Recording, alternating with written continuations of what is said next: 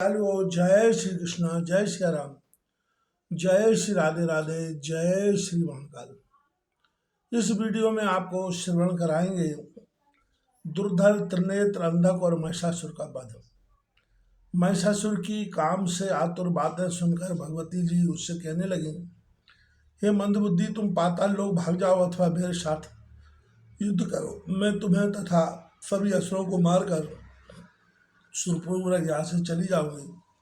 हे दानव, जय जब जब साधु पुरुषों पर संकट आता है तब तक उनकी रक्षा के लिए मैं देह धारण करती हूँ।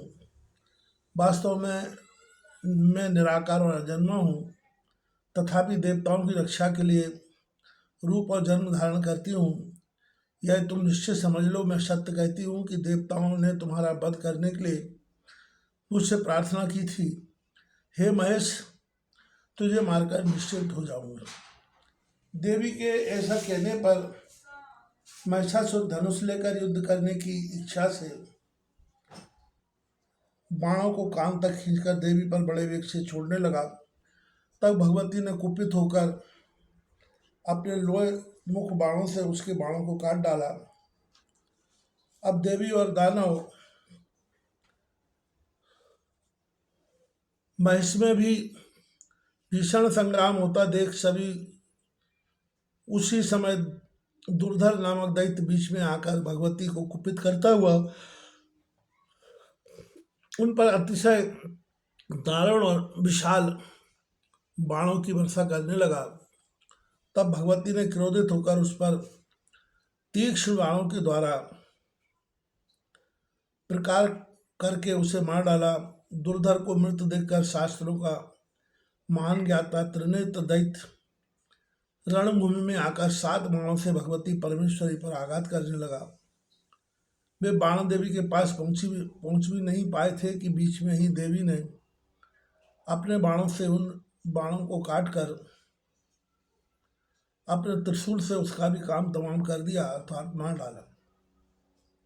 अब त्रिनेत्र को मरा देखकर तुरंत अंधक दैत्य आ गया और उसने अपनी लोहेमयी गदा से सिंह के मस्तक पर प्रहार कर दिया, किंतु सिंह क्रोध में भरकर अपने तीक्ष्ण नखों से प्रहार से उस महान बलशाली दानव का वध करके उसका मांस खाने लगा।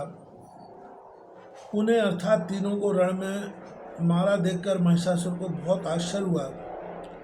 अतः वह और भी वेग के साथ अति तीक्ष्ण और पत्थर की शान चढ़ाकर तीक्ष्ण किए हुए बाणों को भगवती पर छोड़ने लगा, किंतु भगवती ने उन बाणों को अपने पास पहुंचने से पहले ही अपने बाणों से काटकर उनके टुकड़े कर दिए। इसी समय जगदम्बा ने महिषासुर के वक्ष पर अपनी गदा से आघात किया। देवताओं को दुख देने वाला महेश गदा से घायल होकर मूर्छित हो गया, किंतु उस वेदना को सहन करके वह पापी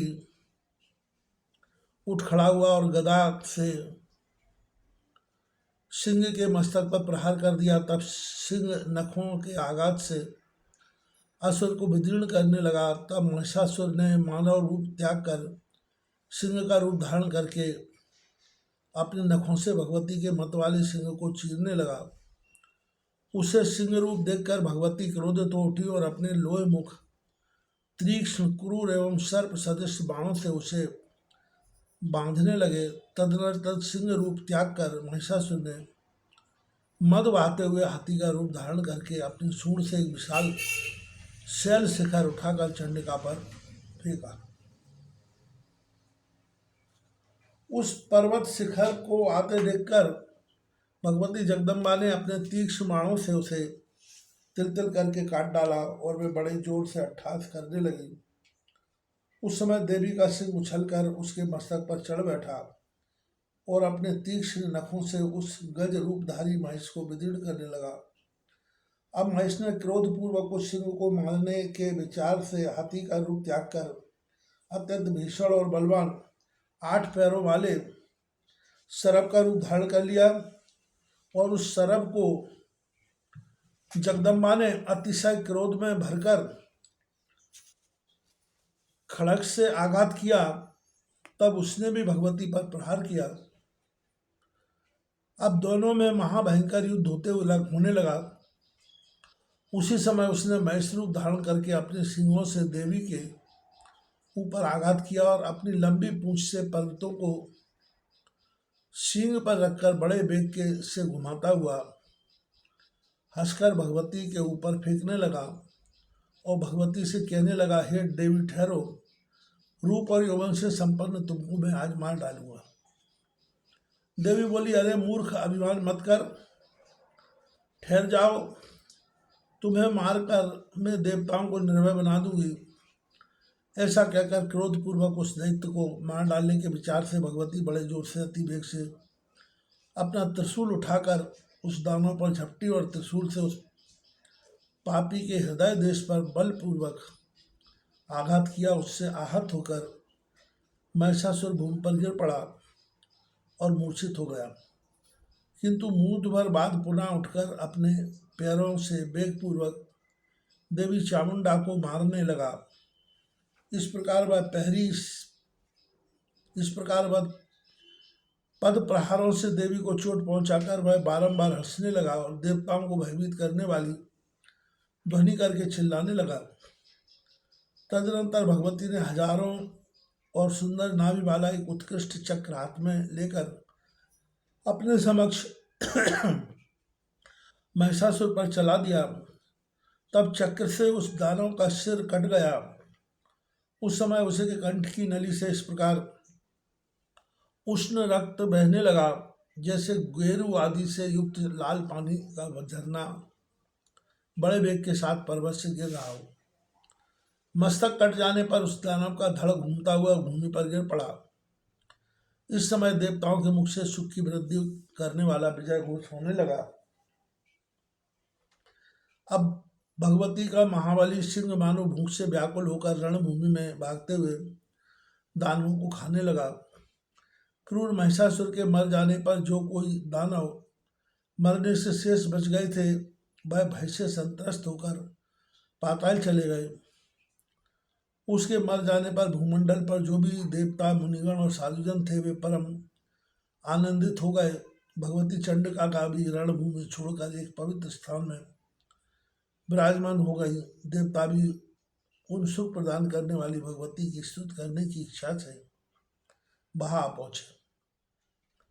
विशेष अब इस कथा पर विचार करते हैं। महिषासुर अस्मिता देहाभिमान है, इसकी सेना कुप्रवृत्तियां हैं, सेना नायक रूप, विद्या, धन, अधिकार है, इन्हीं चार का अभिमान करता है। इन्हीं में दुर्धर्ष, दूसरों को पीड़ित करना, दुर्मुख, दूसरों को अब वचन कहना। जब परा विद्या की कृपा से साधन में यह निश्चय हो जाता है कि जीवन पानी के बुलबुले के समान क्षणभंगुर है, क्षणभंगुर जीवन की कलिका कल प्राप्त हो जाने, खिली न खिली मत कर तू अभिमान, जगत में 2 दिन का मेहमान। हिरण्यकश्यप संवरदानी, रहे न रावण से अभिमानी। मिथ्या स्वप्न सब नर जिंदगानी, नहीं रहा तत्व को जान, जगत में 2 दिन का अभिमान। जड़ से संबंध नहीं छूटा, कामादिक चोरों ने ही लूटा। कलुषित कुविचारों ने ही कूटा, उमरिया व्यर्थ वितान, जगत में 2 दिन का मेहमान। जग में राग द्वेष अपनायो, देवी नाम चित्त नहीं लायो। शुद्ध धारा कोई काम न आई, जब लग निकले प्राण, जगत में 2 दिन का मेहमान। अबहु चेत अरे अज्ञानी, जीवन में मत बन अभिमानी। अहंकार सब दुखों की खानी, प्रिय देवी नाम धर ध्यान, जगत में 2 दिन का अभिमान। अर्थात जिस रूप, विद्या, धन, अधिकार को लेकर अभिमान किया गया है ये तो मिथ्या स्वप्नवत है, यह निश्चयी बात कहलाता है और यही बद शब्द का भाव है, बद एवं बाधा।